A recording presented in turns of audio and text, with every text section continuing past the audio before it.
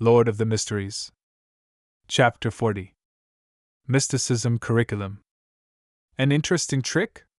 Klein asked out of extreme curiosity.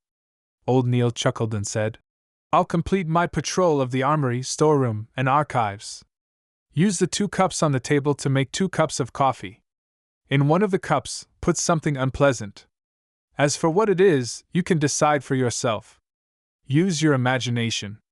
The only request from me is to not waste too much coffee powder. Those are coffee beans grown on the Phaenopotter Plateau and hand-ground by me. All right.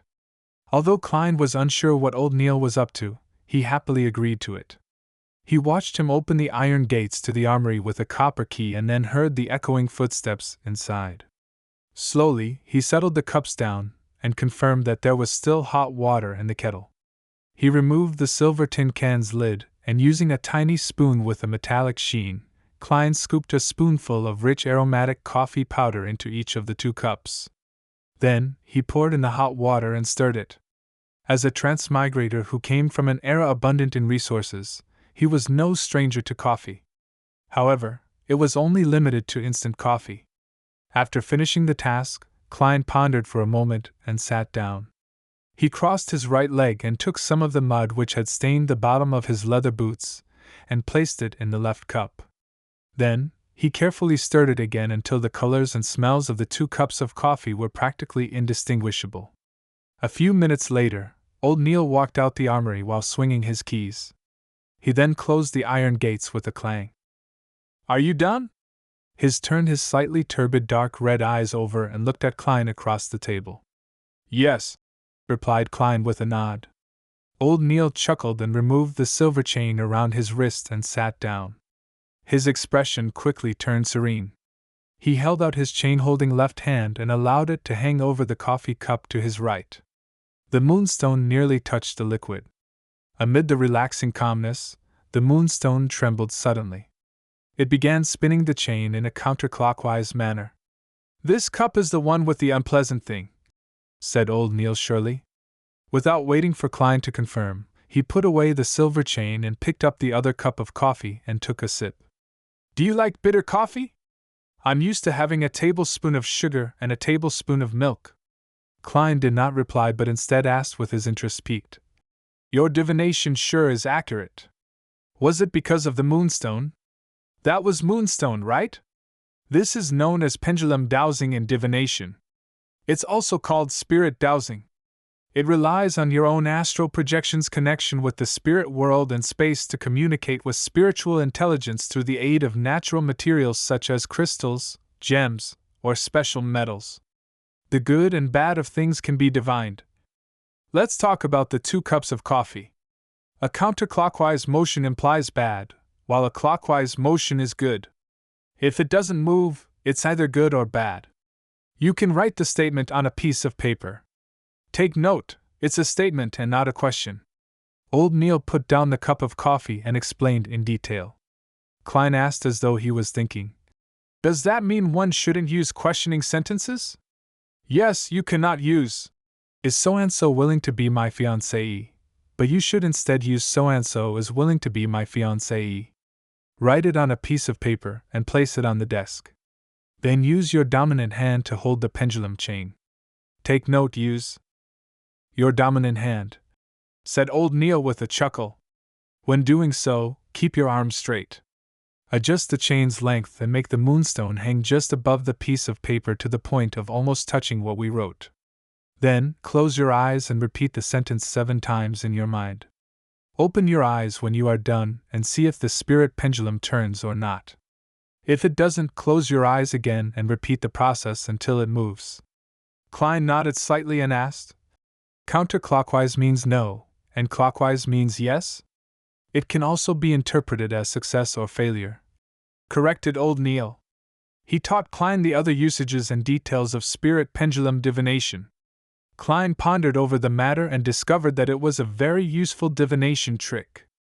For instance, he could quickly use it in an unfamiliar environment to determine if the food he was offered was poisonous or not. He did not need any additional knowledge of field biology. Of course, such divination methods were overly simple. The answers he could receive were limited to 2 or 3. There was no way for deeper investigation or interpretation.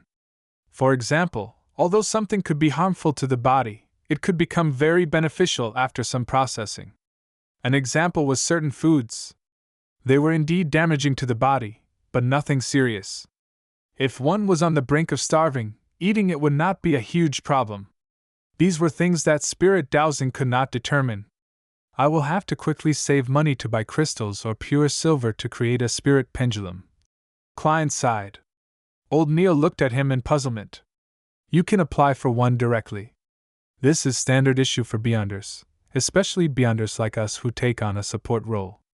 There's still a topaz and pure silver spirit pendulum in the armory. But I'm still not a formal member of the team. Klein's heart palpitated in excitement, but he felt a little hesitant. Old Neil chuckled and said, For Beyonders, regardless of whether they are formal members or not, they have to be provided with conveniences in other areas since there's no pay rise.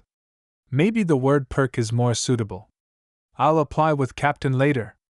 Klein clenched his fist secretly as he made up his mind. How was he to know if Captain would approve his request without trying? All right, said Old Neil with a smile. We can officially begin our mysticism curriculum. The basics consist of symbolism. Do you know what symbolism means? Klein recalled the bits and pieces he had heard and the things he had seen and heard from his spirit world and the gray fog. He deliberated and said, Regardless of the spirit world or the illusory stellar space, as well as the unknown realms, they are beyond our sensory world. It's not something that can be accurately described by the information our ears, nose, and eyes obtain. What we obtain are simply indescribable experiences and direct revelations. They also appear as abstract characters or pictorial symbols. These symbols represent different items and different meanings. Very accurate. As expected of a seer. Old Neil nodded solemnly. Only by grasping the ability to interpret the symbols can you really take the next step into the world of mysticism. Yes, the pictures on tarot cards and each of the elements in the pictures are symbols. They are man-made symbols that help us understand and interpret primordial revelations. He pulled out a piece of paper and picked up a fountain pen beside him. He drew a short curve. Following that, he added a few vertical lines beneath the curve. He looked up at Klein and asked, Do you know what this symbol represents? Klein looked at it for quite a while before saying hesitatingly, Eyelashes? Old Neil exhaled. This is the symbol of the bumper harvest constellation. This is the thunderous constellation, and this is the frost constellation. He casually drew a few more symbols. As Klein memorized them, he could not help but comment. The names of these constellations are really, especially unsophisticated. Yes, unsophisticated. How tacky and primordial. Old Neil revealed a smile. Emperor Roselle thought the same back then. He always had the intention of changing the constellation names to things like Virgo, Cancer, and Scorpio.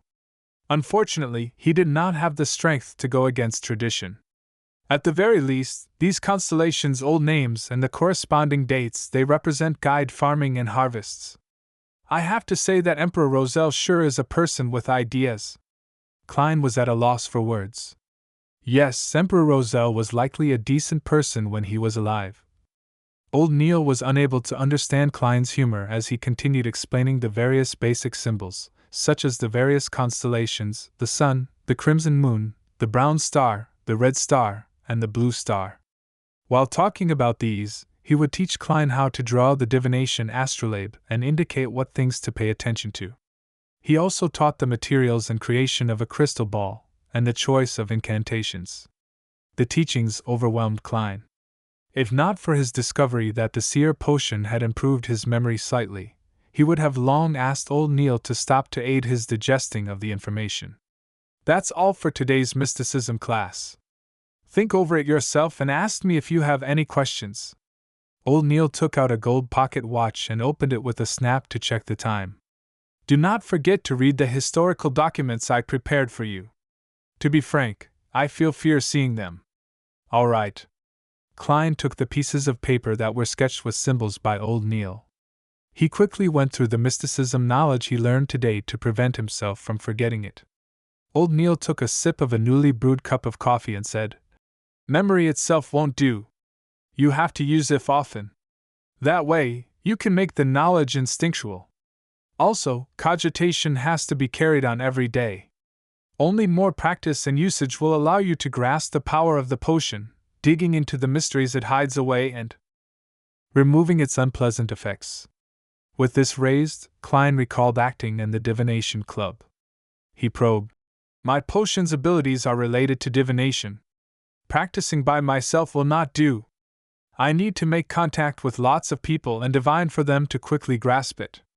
I plan on joining the divination club after having some spare cash, the one on House Street in North Borough, to become a real seer." This was not something he could hide from the Nighthawks in the future.